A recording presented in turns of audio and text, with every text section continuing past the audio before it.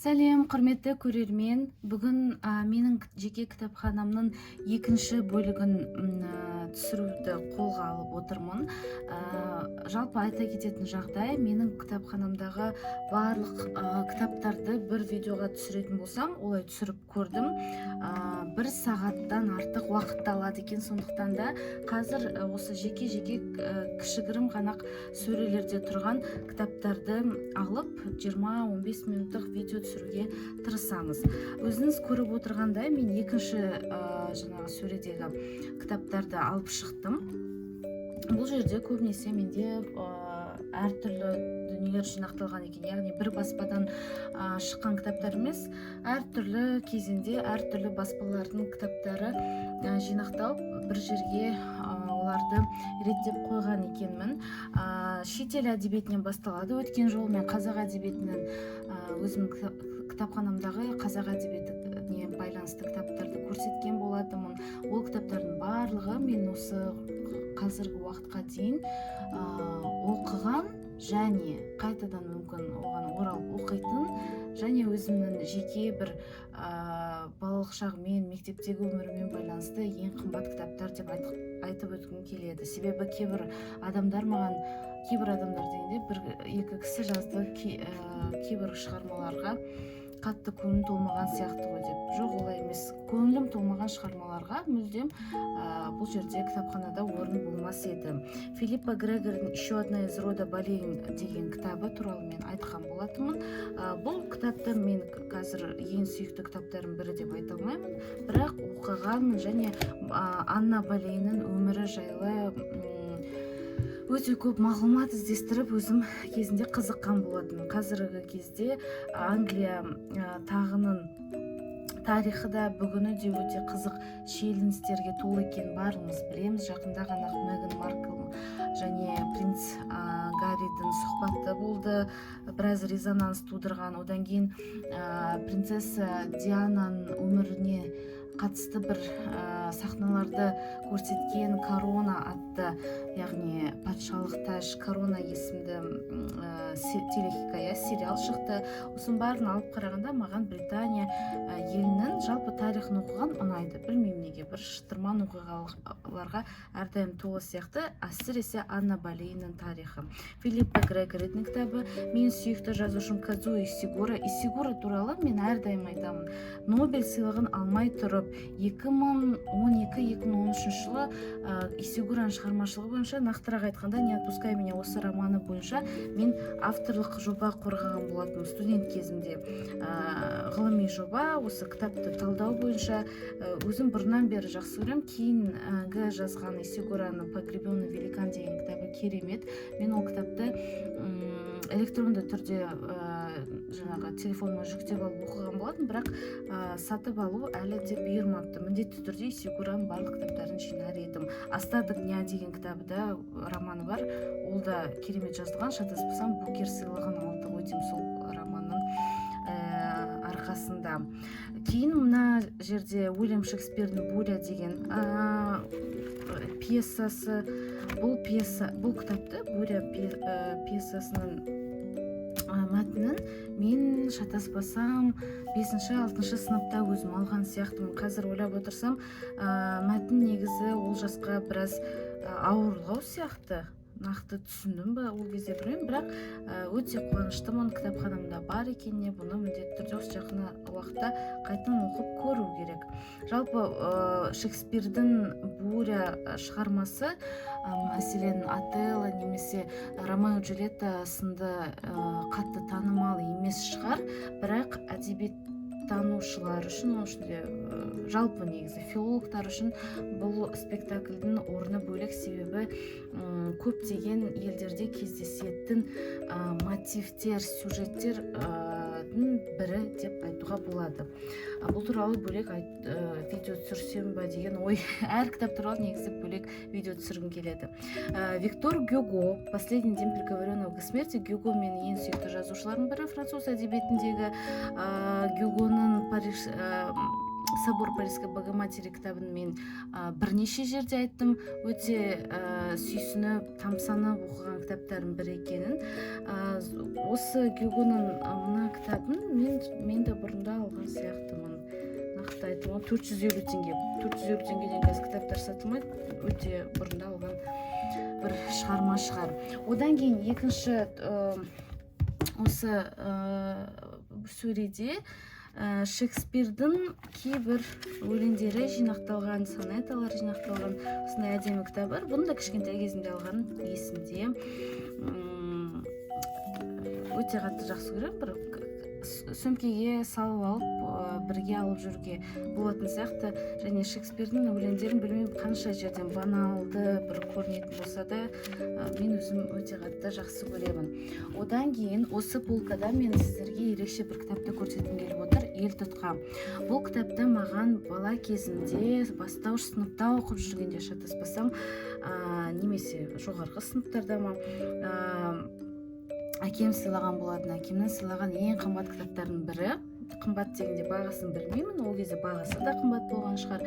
Автор жинақтаушылардың есімдерін өздеріңіз көріп отырсыздар. Мырзатай Жолдасбекұлы, Қойшығара Салғараұлы, Ақселеу Сейдімбек. Мына кітапты мүмкін көп үйлерде көріп те жүрген шығарсыздар. Балаға, әсіресе мектеп оқушыларына мұндай кітапты сыйға тарту дегеніңіз, сіз бір жақсы іс атқардыңыз деп айтуға болады. Себебі міне мына жерде тіпті әке жазып қойған екен: Ақерке құлыншағым, тұмардай текті көсем бол, ұл бекедей шешем бол, сарадай болып даңқты, ризақыл құлыным халықты деген тілегі бар. 2003 жылы, шынымен де бастауыш сыныпта оқып жүрген екенмін. Қараңыздар, бұл кітап энциклопедия.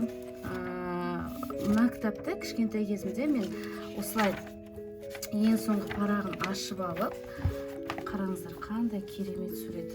Кітаптарды алып тастайын. Қандай ғажап сурет. Осы суретке қарап отырып, осы суретте бейнеленген әр тұлғаны танып, біліп, оқып, осының бәрін осы бір кітаптың айналасында жаңағы, егер басқа балалар 5-6 сыныптан есімде бар, дискотекаға баратын, кездесулерге барып жүретін. Мен осы кітапты үйде өзімнің ермегім ретінде, бірақ және бұған еш өкінбеймін. Міне күлтегінен басталады, 3 би. Мына жерден мысалы қарап отырып, бір суретті таңдайтынмын. Сосын сол суретті осы кітаптың ішінен іздейтімін. Міне көрдіңіз, әр суретке өмірбаян берілген. Қысқаша ғана, ол балаларға арналған кітапта, міне көрдіңіз, өмірбаян өзі 1-2 бетке ғана берілген. Құнанбайұлы Абай қандай болсын тұлғаның жаңағыда, міне Ұлбике әкейдің маған жазған тілегінде айтылған Біржан, Сал, Тәттімбет, керемет кітап. Мен ең сүйікті кітабым, өмірімді өзгерткен, өміріме жақсы тірек берген кітаптардың бірі. Білмеймін, бұны қазір табуға болатын шығар, мүмкін. Қай баспадан шықты екен, қай баспадан шыққанын білмеймін. Бірақ өте керек. Оқу құралы деген, шынымен бұл кітап оқу құралы сияқты ең керемет энциклопедия. Әр қазақтың үйінде, әр қазақ баласының жаңағы настольная книга дейді, үстел үстінде сақтап қарап отыратын кітап осы ел тұтқам. Мен өте қатты жақсы көремін бұл кітапты. Осы кітаппен тіпті мақтанатынмын бала кезінде. Өте жақсы кітап. Біздің кітапханада да болмайтын бұл кітап.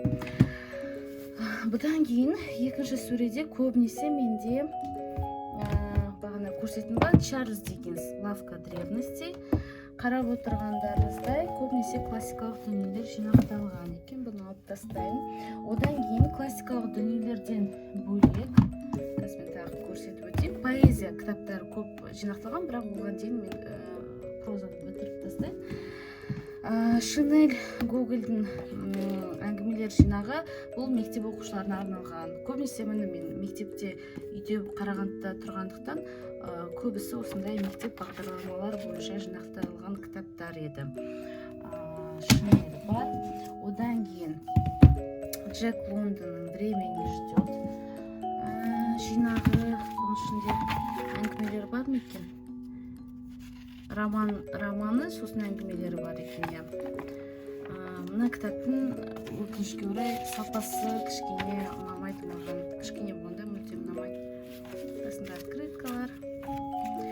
Сондықтан да шыны керек, классикалық дүниелерді меніңше жақсы сапада сатып алу керек, әрдайым оралып оқып отыру үшін. Дәл сол сияқты Фицджеральдтың «Ночь нежна» романын мен осындай сапасы кішкене төмендеу кітап сатып алғаныма өкінемін. Бірақ дегенмен бұл кітаптар менде сақтаулы, өздерінің орны бар бөлек. Оқыған кітап болғаннан кейін өзіме ыстық болып көрінеді. Мына 3 кітап бұл әкенің әпергені, Шыңғыс Айтматовтың жинақтары, ғасырдан да ұзақ күн, Қызыл алма, Жәмила. Бұның ішінде бірнеше шығармалар бар, әңгімелері бар, роман повестері бар. Мәселен, қараңыздар, бет-бе-бет, Жәмила. Мен Шыңғыс Айтматовты бірінші рет оқығанда қатты таңғалып, тамсанып, жылап, күліп, бір сондай ерекше сезіммен оқыған кітаптардың бірі. Шынарым менің, шырайлым менің повесі өте қатты ұнайды. Жалпы барлығын, Құс жолы, алғашқы ұстаз, Жәмила, бет-бе-бет. Жәмиланың жағында мен киносын көріп, тағы бір еске алған болатынмын.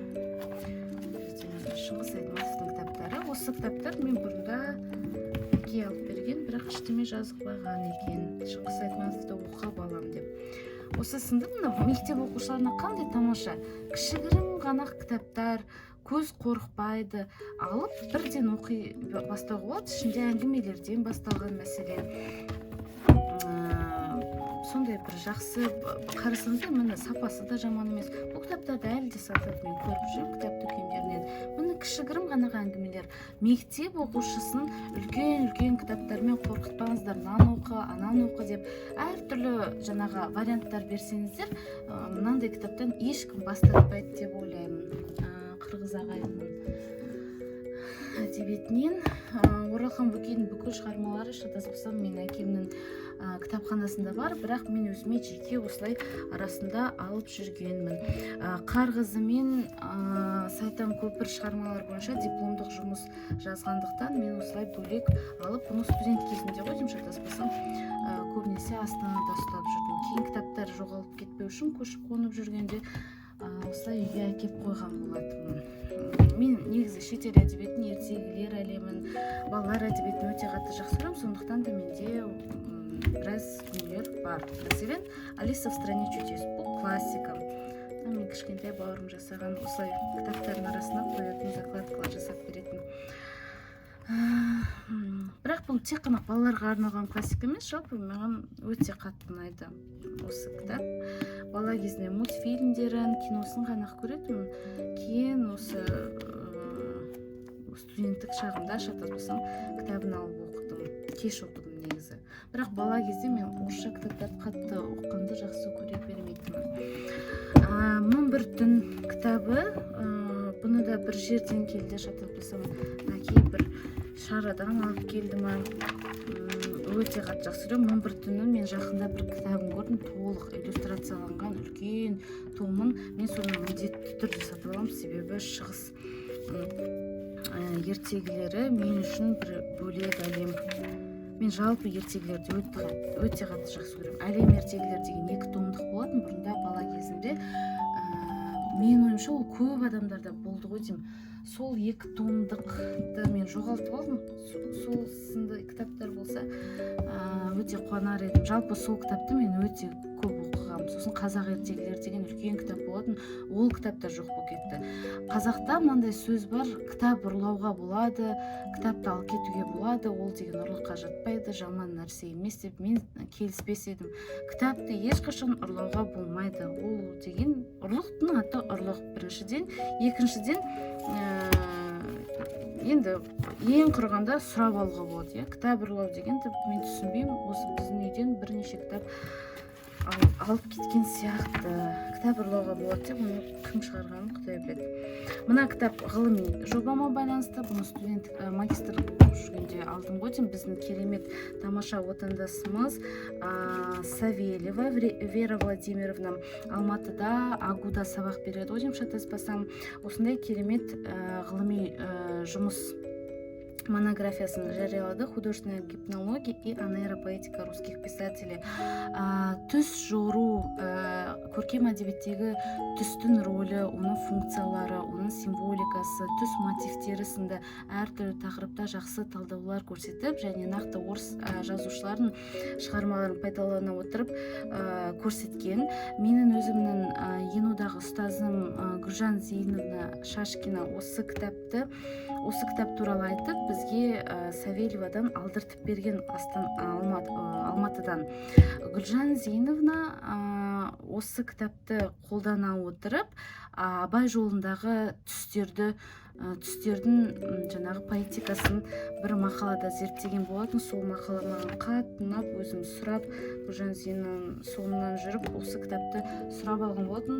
Вера Владимировнаға Алла разы болсын, маған бір емес 2 кітабын беріп жүрген. Мен де бұны ешкімге бермей екеуін де сақтап жүрмін. Негізі тағы да 3-шісі бар, ол туралы енді әңгіме бөлек.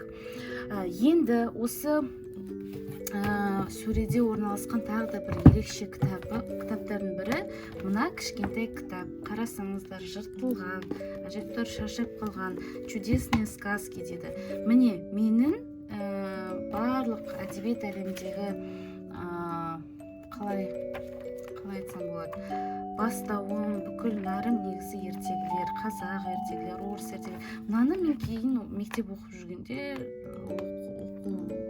оқып, жазып, қаттанған кезде өзім таңдаған кітабым, және осы кітапты мен жатқа білетінмін.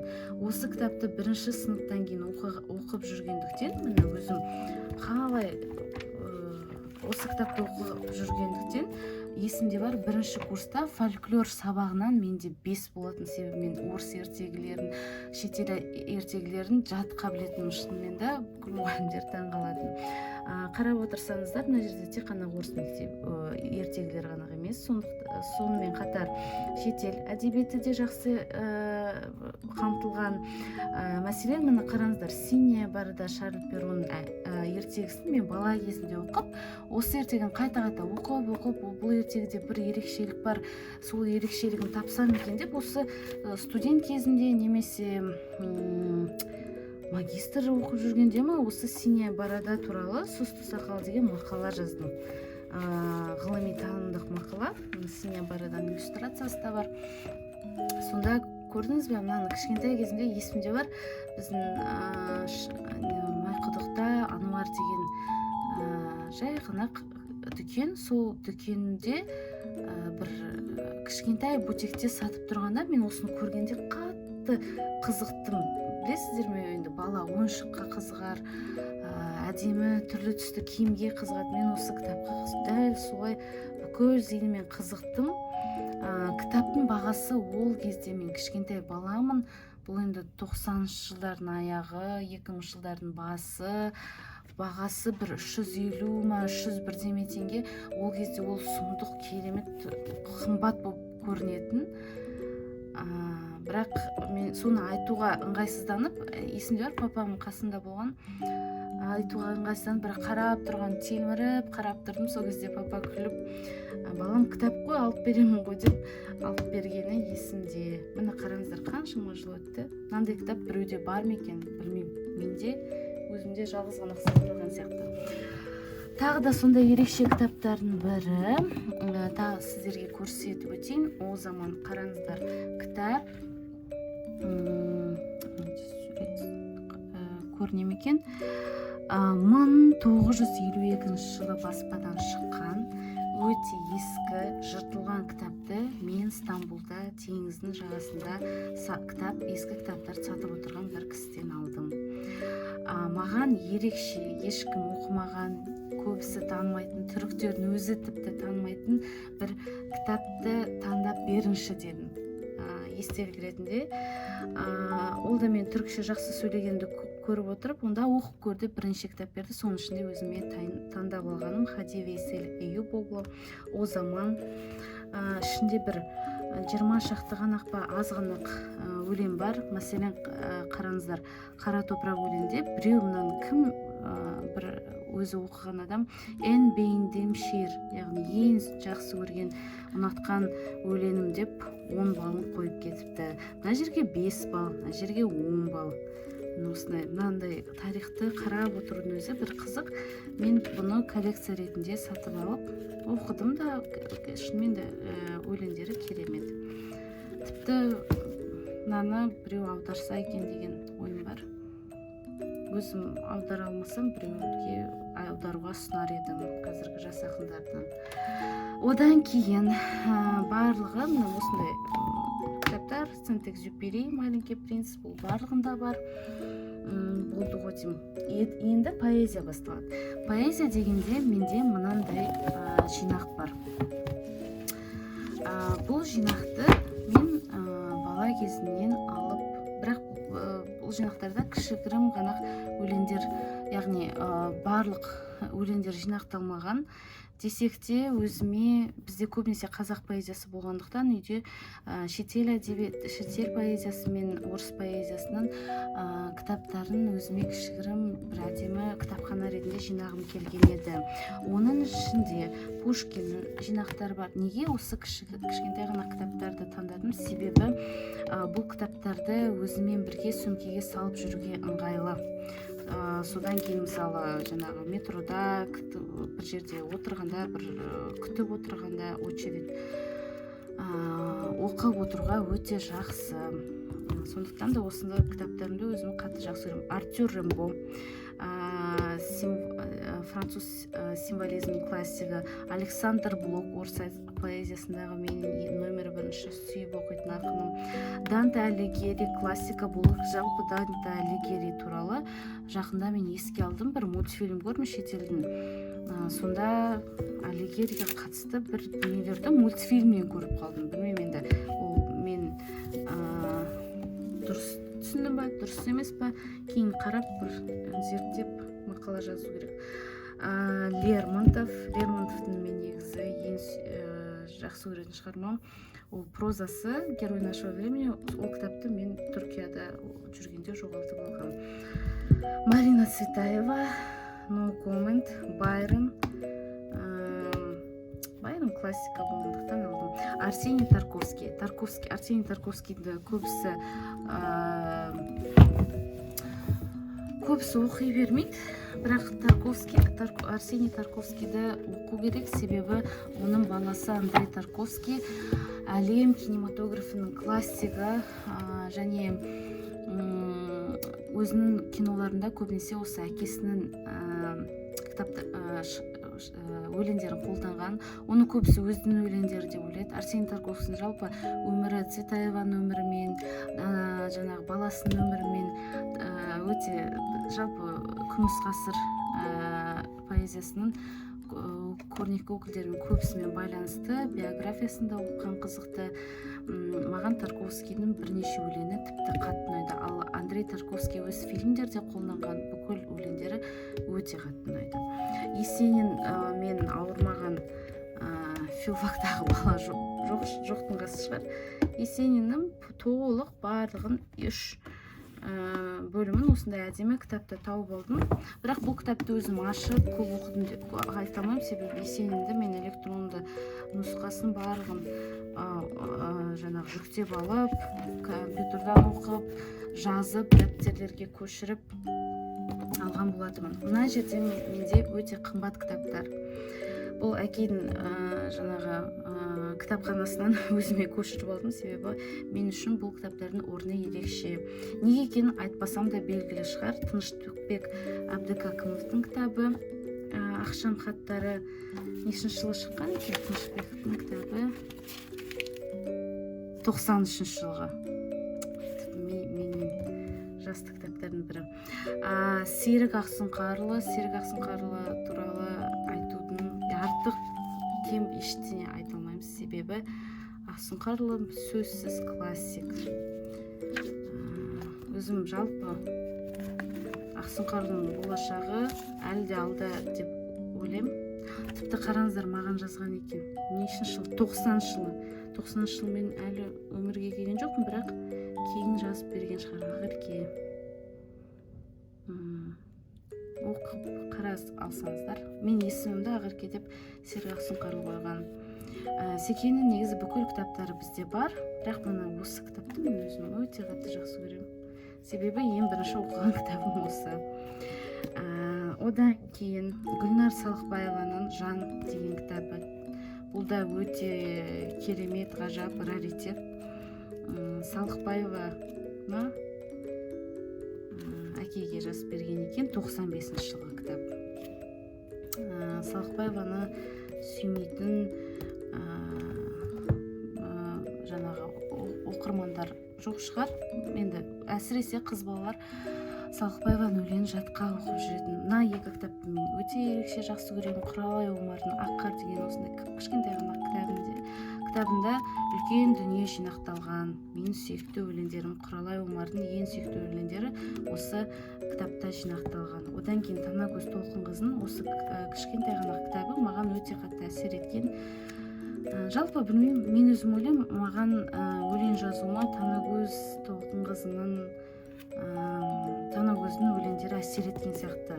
Фаризаның өлеңдері, Бақытгүл Бабаштың және осы ең көп Танагөздің өлеңдері кішкене жаныма жақындау.